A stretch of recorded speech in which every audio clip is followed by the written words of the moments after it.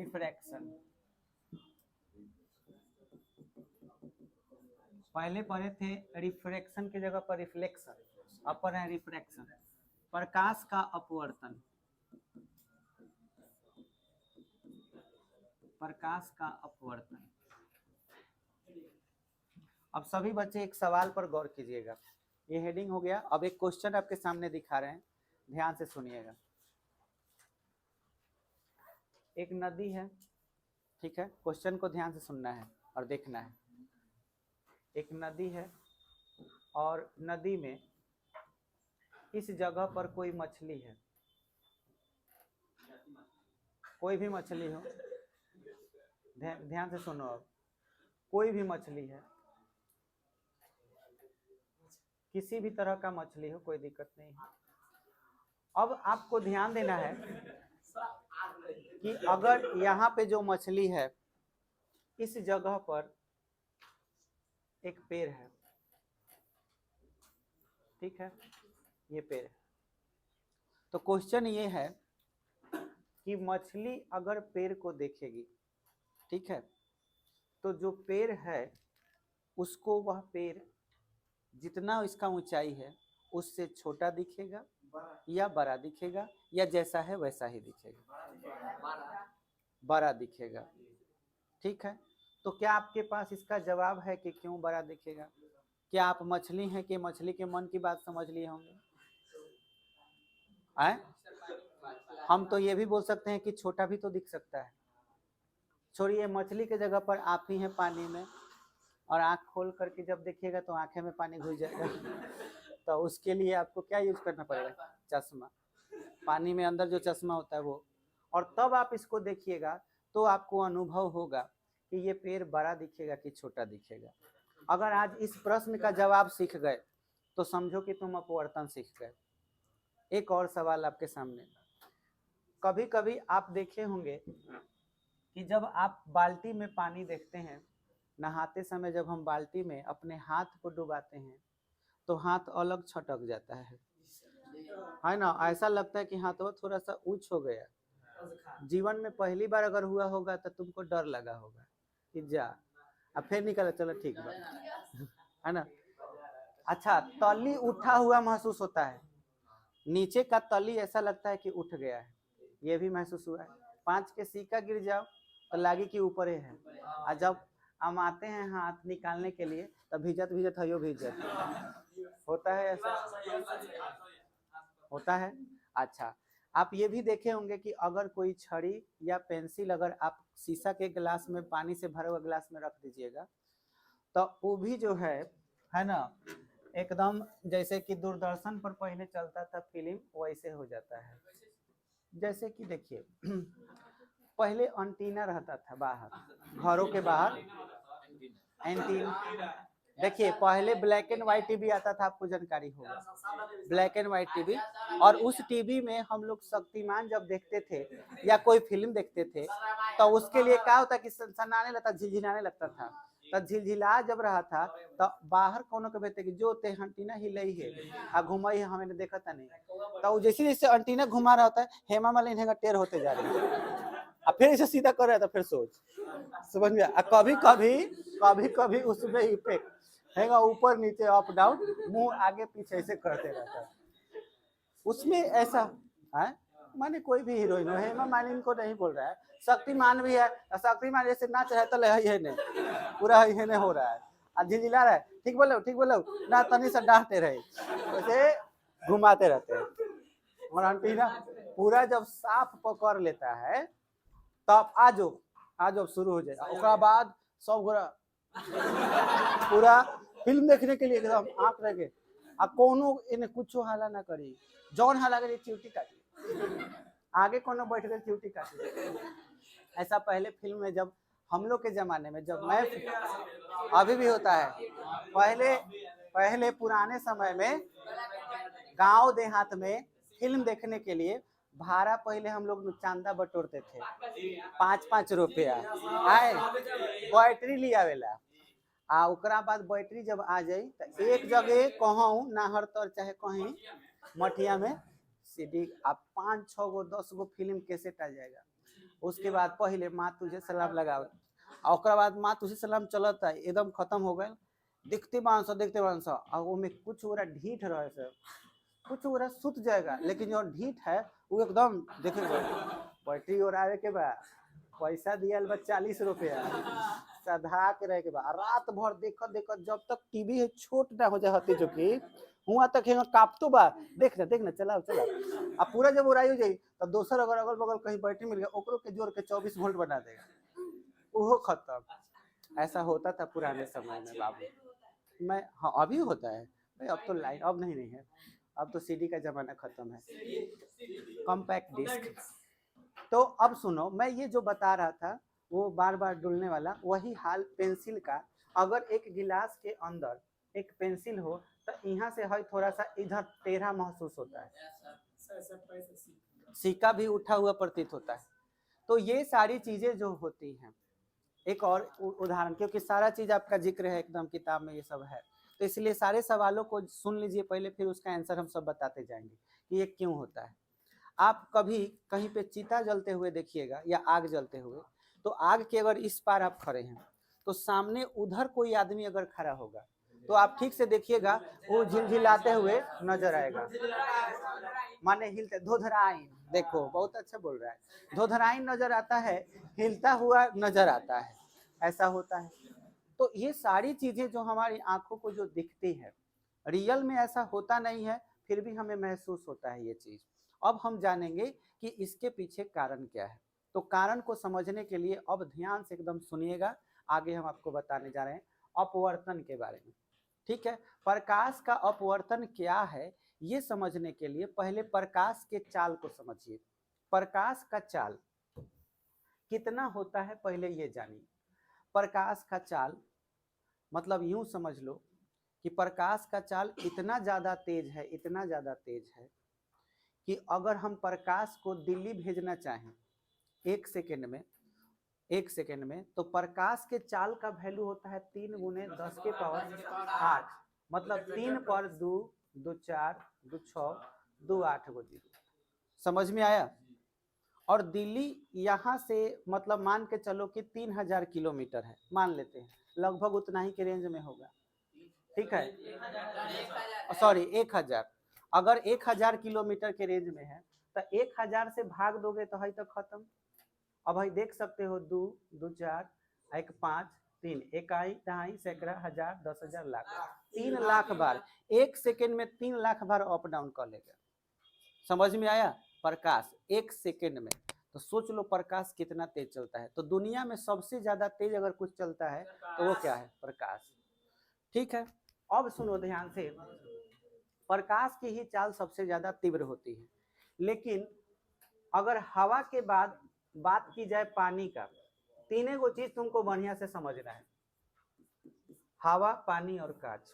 ठीक है, हवा में प्रकाश का चाल 3 × 10⁸ होता है, पानी में इससे थोड़ा सा कम होता है।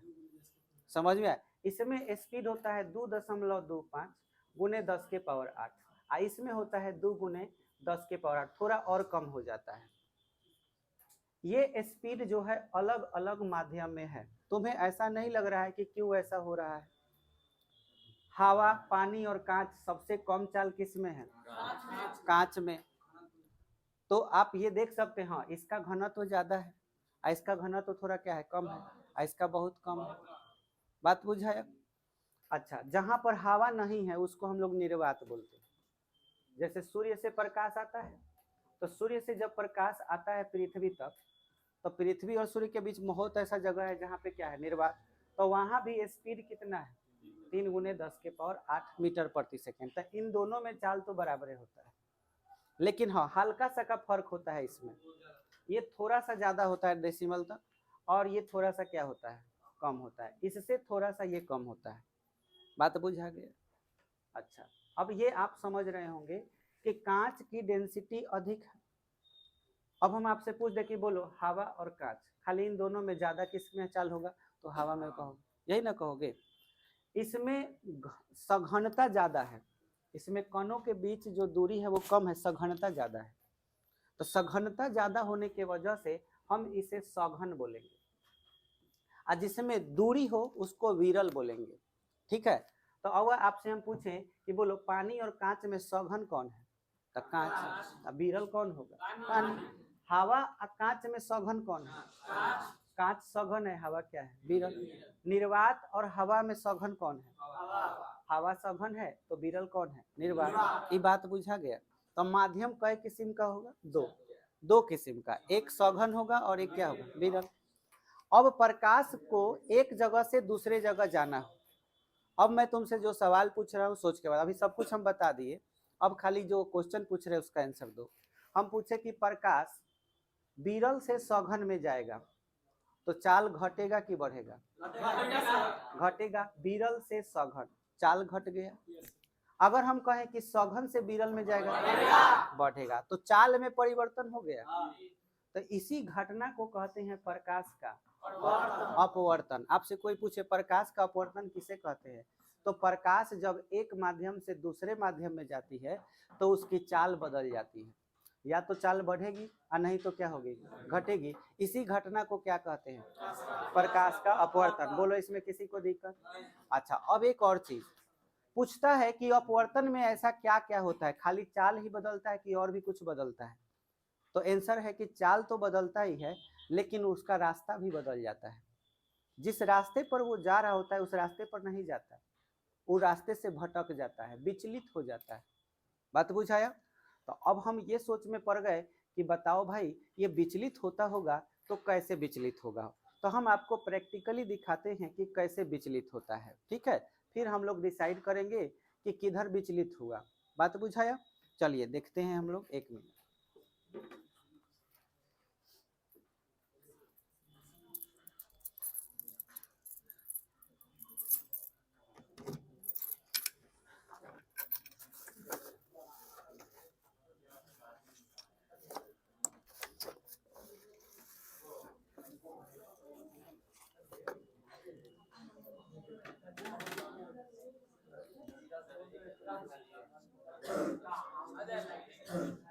चलिए सभी बच्चे ध्यान देंगे।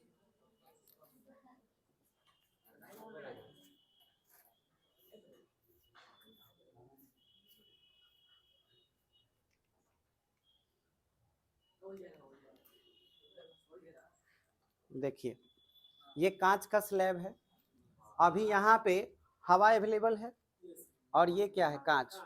तब हमको देखना है कि प्रकाश किधर टर्न कर रहा है, बस यही आप एब्जॉर्व कीजिएगा। देखिए हई जो चीज आप लोग देख रहे हैं इस पर अगर हम कोई रेखा मान ले, ऐसे लंब, ध्यान से समझिएगा, ऐसे अगर हम मान ले कोई रेखा है तो इसको हम लंब बोलेंगे, ये आपको पहले भी बता दिए हैं, है ना। तो इसको हम लंब या अभिलंब बोलेंगे। ये कोई सचमुच का नहीं होता है, हम ये मान के चलते हैं, सीधा को हम लोग सीधा सीधा इस पर 90 डिग्री का कोई रेखा लंब बन हो तो उसको हम लंब या अभिलंब बोलेंगे। अब आपको सिंपल अगर ये देखा जाए तो ऐसा मत समझना खाली ऊपर है, ये अंदर भी है, इतना तक। बात बुझाया। तो ये जो लाइन देख रहे हो ये पतला लाइन होता है, ये तो मोटा है लेकिन ये पतला लाइन होता है। इस तल पर कई डिग्री का कोण बनता है, 90 डिग्री। ये इधर भी है, इधर भी है, इधर भी है। समझ में आया। तुमको खाली एब्जॉर्ब करना है इस जगह पर है, कोर पर, क्योंकि इस कोर के बाद कांच शुरू हो जाता है, इधर फिर हवा शुरू हो जाएगा। तो तुमको हवा में इधर नहीं देखना है, तुमको सिर्फ देखना है कहाँ, हवा और कांच के बाद क्या हो रहा है।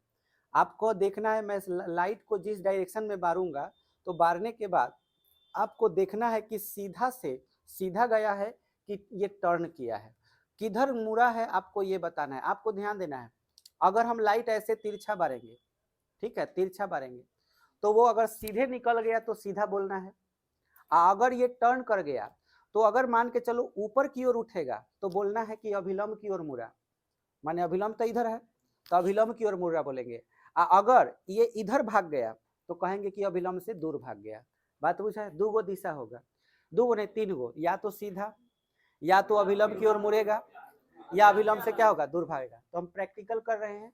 इधर कौन सा माध्यम है, माध्यम, ये हवा हो गया, इतना दूर हवा, और ये कांच। प्रकाश किधर से किधर जा रही है,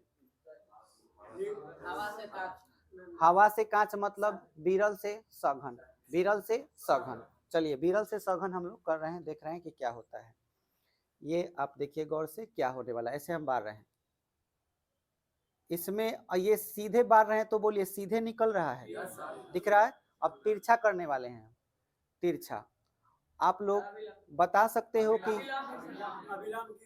मुड़ा है कि सीधे निकल गया?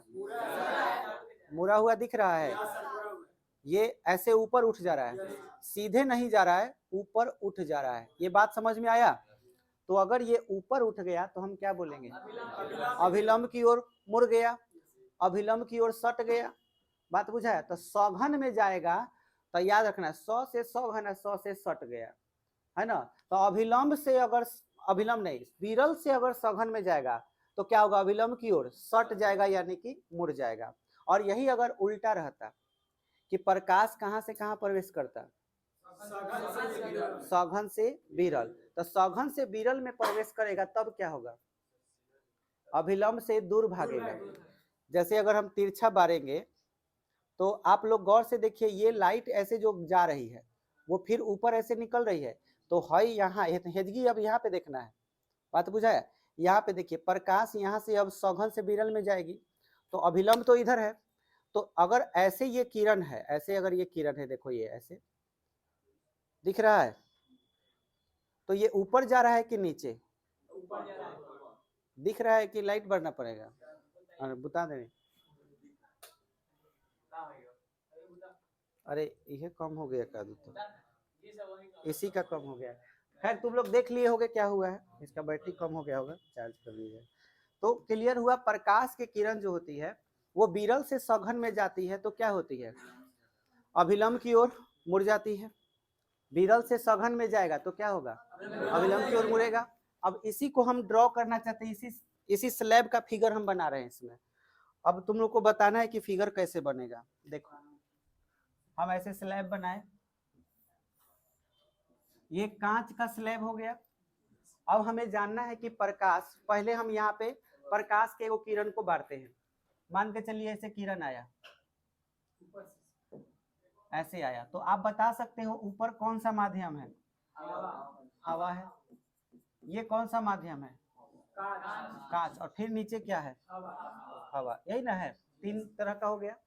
हमें जानना है कि ये किरण कहाँ जाएगा, तो हमें जानने के लिए हमको नियम पता चल गया है।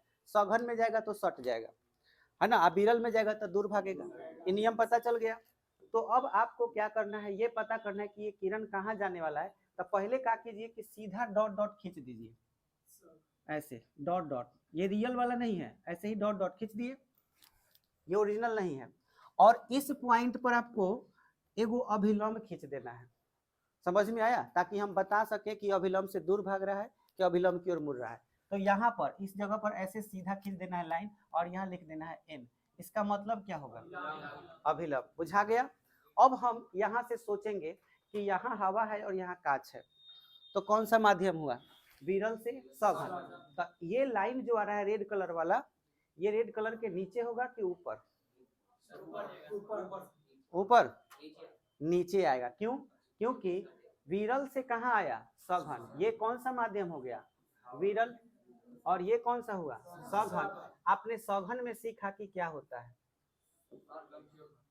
सघन में क्या होता है? अभिलंब की ओर मुड़ जाता है। तो अभिलंब है ना, है, तो ये ऐसे लाइन खिंचाएगा, ऐसे, ये ऐसे। बोलो ये बुझाया?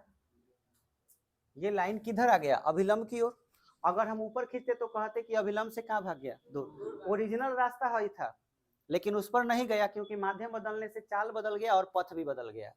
बात बुझा गया? फिर यहाँ पता करना है कि ये लाइट अब कहाँ जाएगी। तो फिर क्या करेंगे? हम क्या करेंगे कि ऐसे डॉट डॉट पहले खींच दे रहे हैं, ऐसे,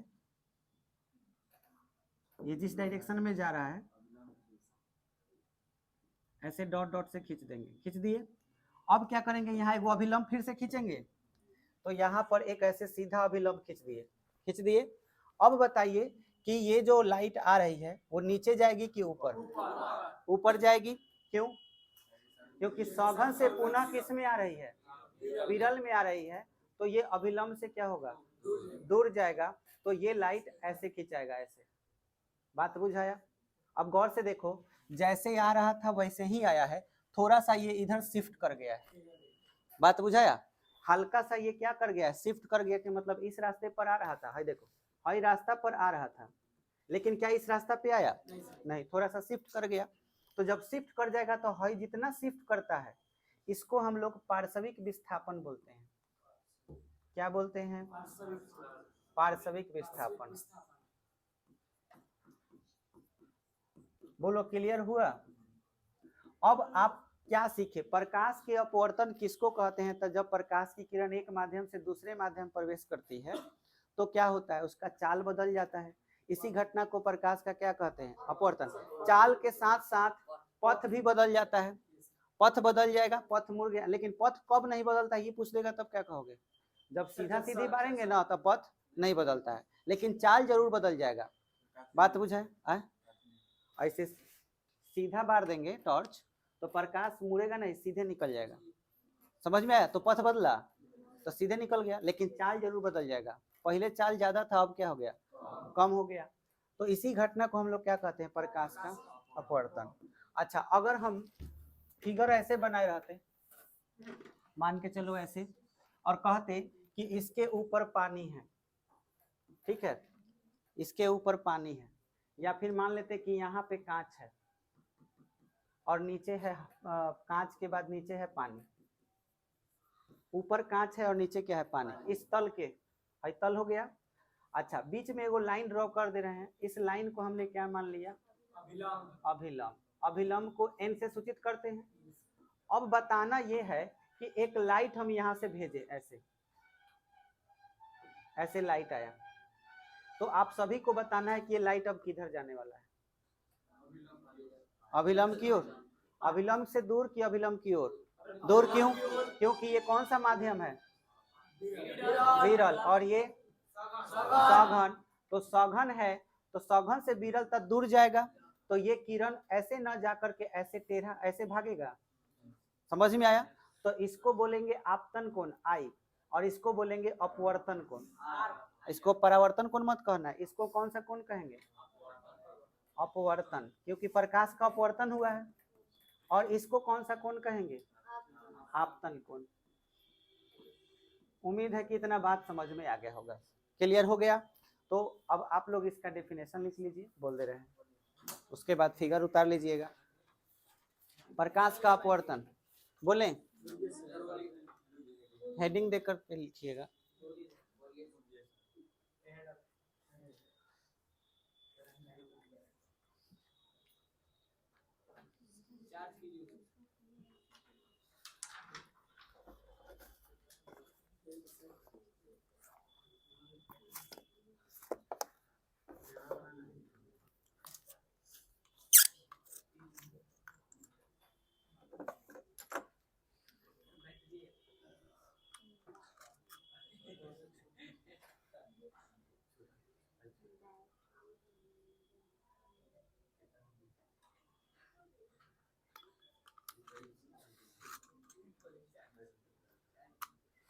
हो गया,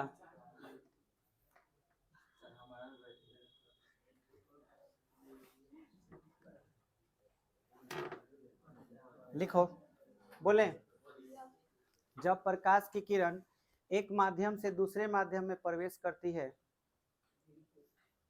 तो उसका चाल बदल जाता है। जब प्रकाश की किरण एक माध्यम से दूसरे माध्यम में प्रवेश करती है तो उसका चाल बदल जाता है और पथ भी बदल जाता है। तो उसका चाल बदल जाता है और पथ भी बदल जाता है।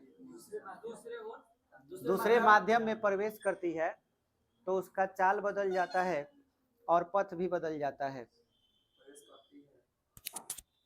तो उसका चाल भी बदल जाता है और पथ भी बदल जाता है। इसी घटना को प्रकाश का अपवर्तन कहते हैं। तो इसी घटना को प्रकाश का अपवर्तन कहते हैं। तो इसी घटना को प्रकाश का अपवर्तन कहते हैं। और पथ भी बदल जाता है, और पथ भी बदल जाता है। तो इसी घटना को प्रकाश का अपवर्तन कहते हैं।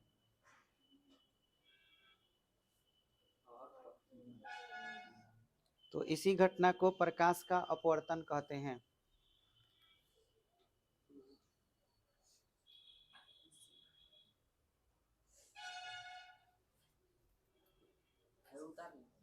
हैं? हाँ, ये 2 गो आपको फोटो बना है, परीक्षा में आए तो कोई एक फोटो ही बनाएंगे दोनों में से, ठीक है, लेकिन दोनों आप, हाँ एकदम इसमें से एक एक चीज आएगा, तो ये नोट कर लीजिए, फिर ये दूसरा वाला भी नोट कर लीजिए।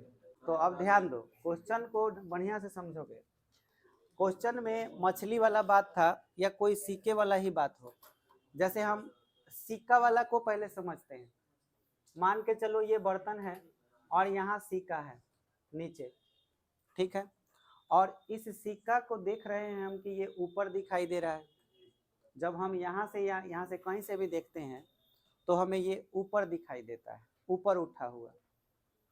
तो इसे समझने के लिए आपको प्रकाश के अपवर्तन का प्रकाश का अपवर्तन समझ में आया कि लाइट जब भी एक माध्यम से दूसरे माध्यम में जाएगी तो उसका चाल बदलने के साथ साथ पथ बदलेगा। हमको पथ पर ध्यान दें, और हमको कोई भी वस्तु दिखाई देगी तो हम तिरछा नहीं देख सकते हैं, जब देखेंगे तो सीधे देखेंगे।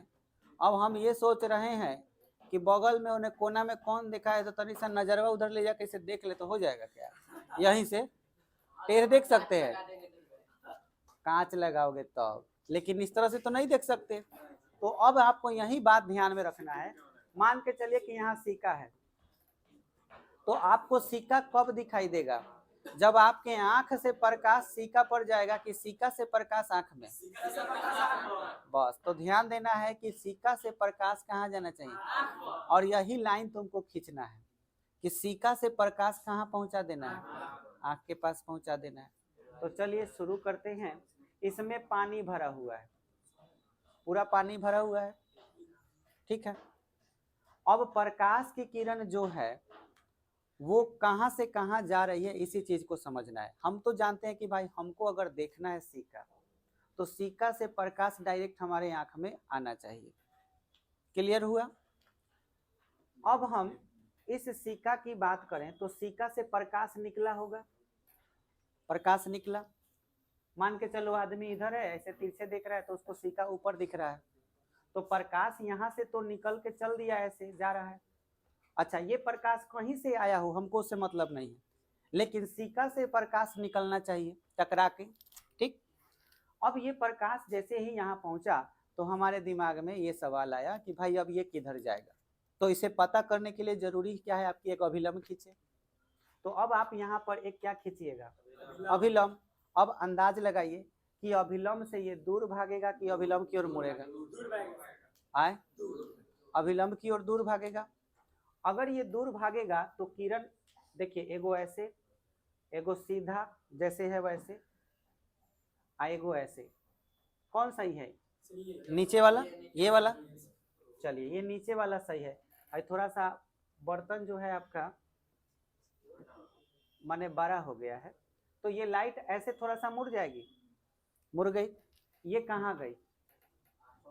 आंख में। ये मान के चलिए आंख है, ठीक है। अब ये लाइट कहाँ जा रही है? आंख में गई। क्लियर? हम बोले हैं कि आंख हमारा कभी भी तिरछा नहीं देख सकता है, जब भी देखेगा तो कैसा देखेगा?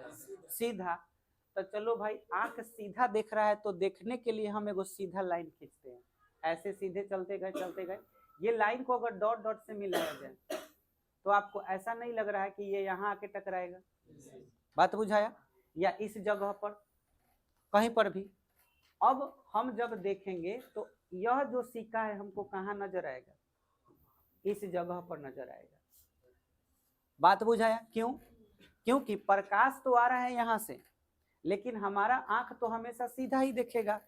तो लाइट यहाँ से इंफॉर्मेशन लेके गया है आंख में, और हमारे आंखों को कहाँ दिखाई दिया? इस जगह पर। तो असल में असली सिक्का यहाँ पे है, और हमको यहाँ जो दिखाई दे रहा है वो सिक्का नहीं है, उस सिक्का का प्रतिबिंब है।